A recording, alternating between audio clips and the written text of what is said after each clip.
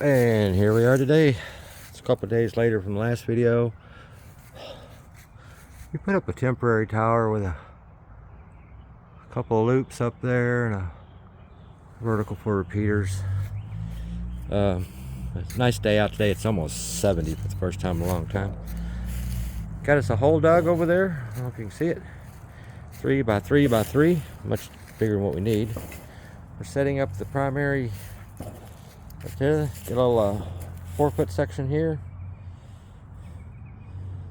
It's going to go into the ground.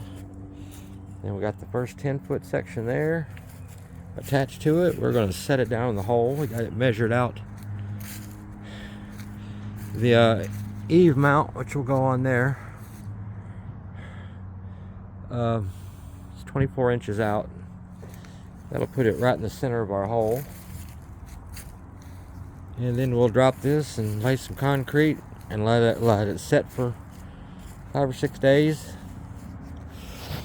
And then I'll get my son over here and we're going to go through these stacks of Rohn 25. There's some 20s in there too. So I want to make sure we don't grab the 20s. I don't want to do it. We're going to pull out the Rohn 25s and make sure they're all straight. We'll take it to 40 feet. That'll put us about 30 feet above the bracket. For what I'm putting up there to begin with, I won't need any guy wires. It'll handle. Rohn's pretty self-supporting at 40 feet for small wind loads. And then when we get the antennas back, the big antennas back together, we'll take her up to 50 feet and lay out some guy wires. We have a gin pole for this work right here. Makes it a lot easier.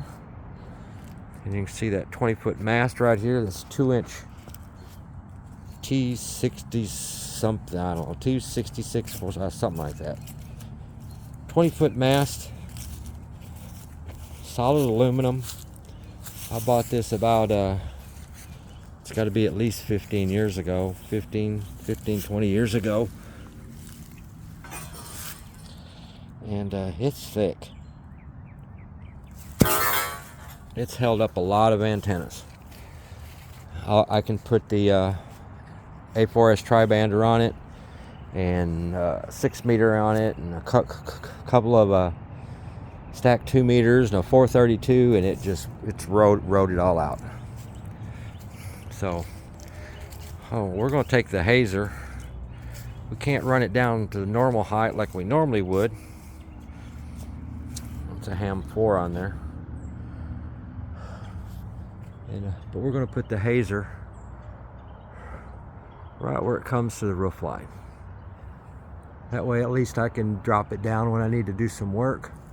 This tree, we'll probably trim this back. This house was vacant for about 2 years, and I think that's just kind of a odd tree. And then you can see where that one is.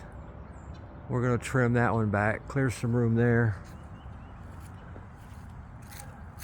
And we might have to trim that one back, not because it'll hit the antennas when they're at full height, but they'll hit the antennas coming up and down. So we'll trim them back. And then, as I said, the shack, I can run the coax down the tower, string it across that roof, straight down, put a drip line there, and feed it into one of the center windows there. That's where the shack is. That's where the radio table is, so it'll be a nice short run. So that's where we're at. 4 days into the antenna build.